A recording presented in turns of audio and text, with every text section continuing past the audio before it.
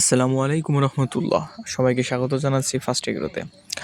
আজকে আমরা খামারে কিভাবে শীতের সময় খাবার দিই সেই জিনিসটা আপনাদের দেখানোর জন্য আজকের এই ভিডিওটা। আমরা সাধারণত শীতের সময় খোলটা একটু বেশি ব্যবহার করি।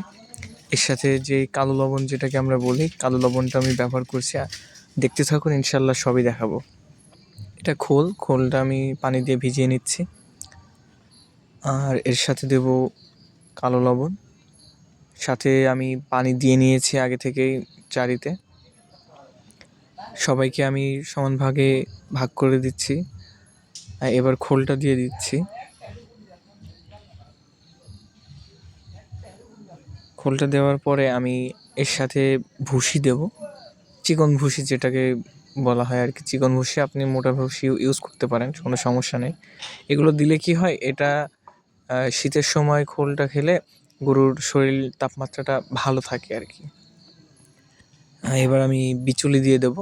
বিচুলি সবাইকে সমানভাগে ভাগ করে দিচ্ছি, যার যেমন প্রয়োজন তাকে ততটুকু। এটা দিলে আমি দেখেছি অনেক সুন্দরভাবে এরা চারি পরিষ্কার করে খেয়ে নেয়।